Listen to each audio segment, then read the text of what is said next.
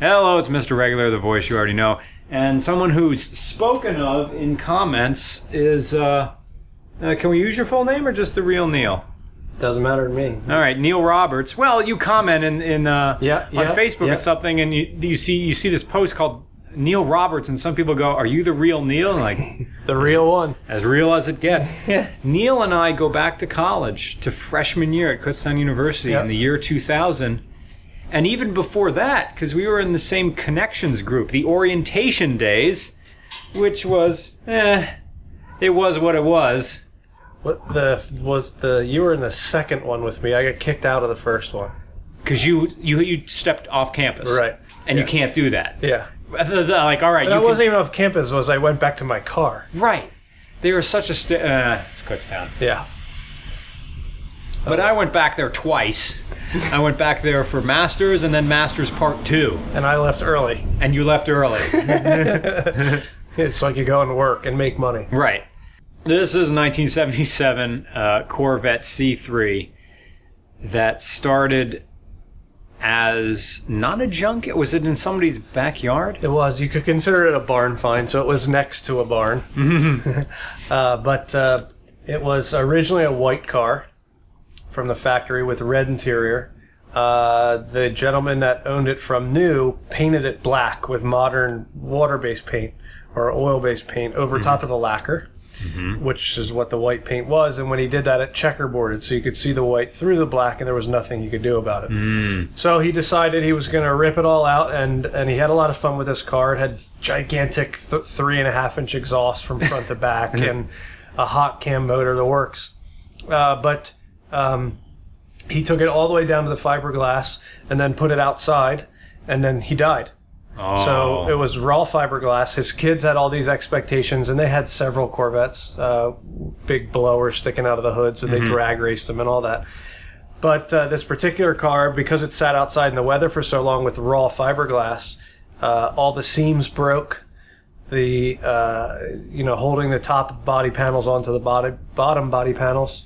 The doors were cracked apart. The glass was in horrible shape. The interior was in horrible shape. A tree fell on the back of it, punching a hole through the fiberglass, filling the interior with water. No. So it was like this compounding problem that never was going to get better. They put the car up on Craigslist for $1,500. I sent someone that I knew to take a look at the car. Gave him $1,500 and went back up and picked it up with my dad a bit later. And you'll flash some pictures up on the screens, but it's to see what the car was and what it is today.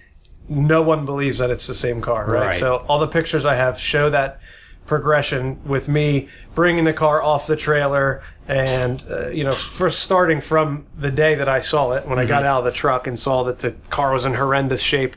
My dad sort of looks at it and says, "Are you out of your mind?" Right? The fiberglass the resin had baked out because of the weather. Now, to educate me, who knows little about fiberglass, what was GM's process of how does it hold? Because fiberglass itself, it's strong-ish, but these are huge pieces of fiberglass. Yep. What keeps the rigidity? So they made molds, right? Giant molds, metal molds, and then they would shape the body that way with the glass. But there's resin inside the fiber, right? So it's a hardener and essentially like an epoxy. Okay. And then the fiberglass, once it comes in contact with that epoxy and the epoxy gets hard and dry, it becomes rock solid, right? So the problem there is that the resin, being a chemical and being out in the sun and the rain and all the weather for so many years, baked out of the glass on the top layers. So if you look at the pictures, you'll see that some of the car, at one point half and half, I had sanded half the car down where it's nice and bright white, and the other half was still covered in the mold and the mildew from being under the tree. And I still can't come into this garage today and move things around and not get fiberglass in my hands, right? Oh no! It's under the toolboxes and in the shelves and on top of it. It's everywhere.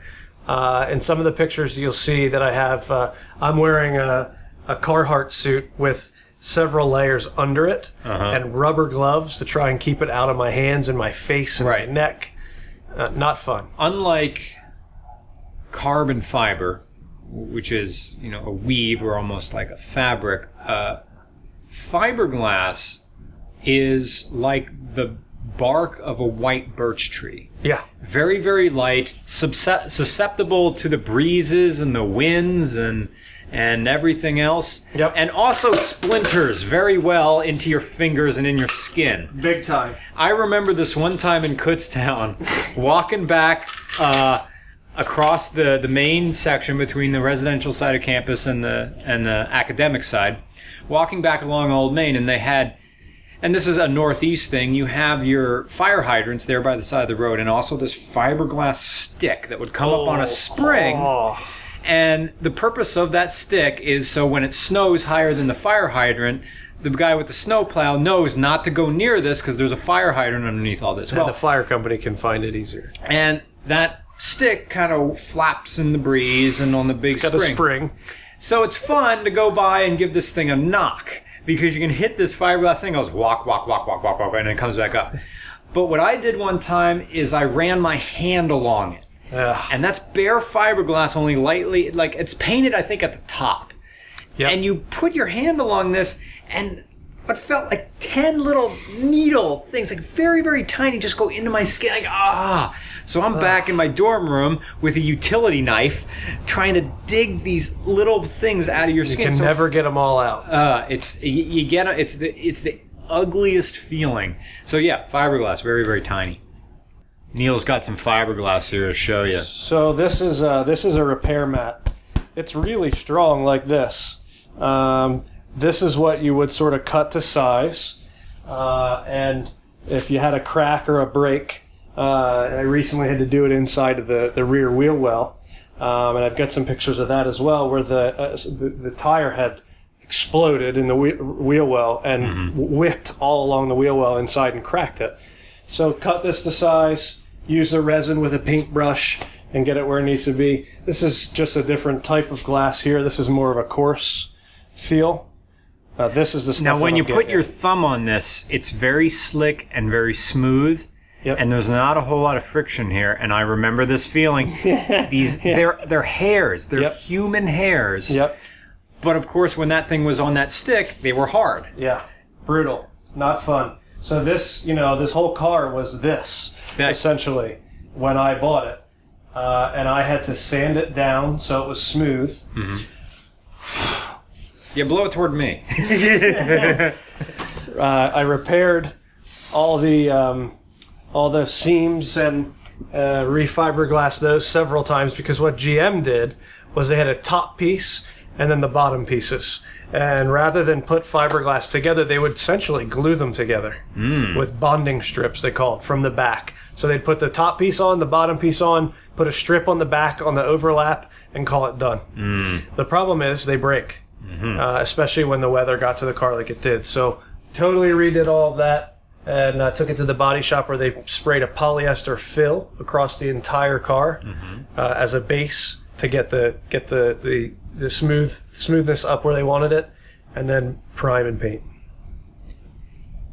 And when you look at it, you told me the type of color. I always called this car green. It's not really a green. It's a champagne gray or. So in 1972 and 73, they used a color called Steel Cities Gray, and I really, really liked it when I saw it. The first year I had this car, I went to Carlisle, which is the world's biggest Corvette show, essentially, and the vendors selling parts and all the Corvettes and thousands and thousands and thousands of people looking at everything.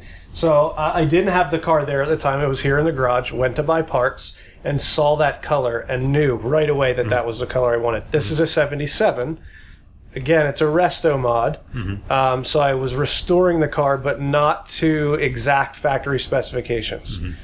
Being a 77, it's sort of a less desirable car. It's the last year for the flat glass window in the back as opposed to the bubble in 78s and on. But it's a high production number, low value compared to some other Corvettes. Now they're increasing C3s in value as time is going on. But anyway, the color didn't need to be original for me. It was originally white, like I said, but This particular Steel Cities Gray mix has a little more green in it. So in the direct sun, it's very silver. Yeah. But when the sun starts setting, it's more green. That's for sure. going to be interesting. It's going to look more green here in the garage than it did out in the video we just shot. Absolutely. Yeah, it's going to look like a silver car in here. It looks like a green car. Yep. I think, Justin Kramer, we were talking about seatbelt laws. This has shoulder It does. straps. Do you know in the U.S. when seatbelts became mandatory? I don't know when they became mandatory, but I know through the 60s, like Justin said, the option was lap belt or no lap belt. And then finally, the government mandated the lap belt, and that's what this car has. You have shoulder belts. I'm sorry, shoulder belts. Oh. Yeah. So I don't know. I don't know when that transition exactly happened, though. I know 72. In high school, one of my friends had a 72 Cutlass. It had the optional shoulder belt that would tuck into a little pocket up on the top. So you'd put the lap belt on. If you wanted the shoulder belt, you'd pull it out of the pocket and clip it on to the lap belt. To the lap. Interesting. Yep. Yeah, the scene in Blues Brothers where they're just driving along without the seatbelts. You could see them flapping, and you know that was on purpose to talk about, because there was the pushback against seatbelts, which of course now I feel, even with the Falcon, I feel naked without them. Yeah. But back then, it was like, oh, government can't tell me what to do. I want to fly. Yeah. Even the little bit of the, as Justin said, the collapsible steering wheel, and then when the steering wheel was before airbags, they had that pad in them that sort of came in when the Mustangs had them. And Corvettes, I don't know if they ever did, if they had the big pads in them. You know, because even when they went to the C4s were just regular steering wheels. Eventually, when they got a bit 90s, in the 90s, they had the pads in them. Yeah. Or the pillowcase airbags. Yeah. Sorry, we had to cut again. Oh, here comes the car. Oh, school bus. We were talking about reality garage shows and how misrepresented car culture is. And a story I'm writing about Bruce Henn's Garage, how no reality show gets a car garage correct because they have to manufacture drama to make it interesting to people who aren't into cars. And how a real custom car shop, such as Bruce Henn's, I mean, he does regular stuff as well. You know, business is business. But when you walk in there, it's a calm, fun, friendly place.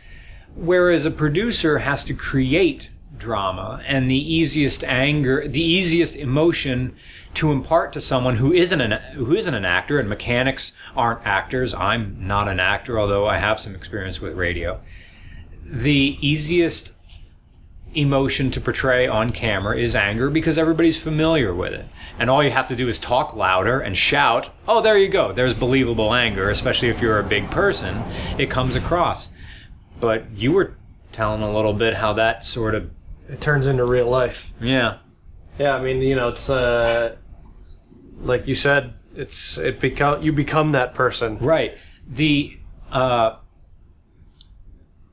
Orange County Choppers, they became their characters. They were never that angry in real life, but after doing it for a while on television, if you act a certain way, you will become that way.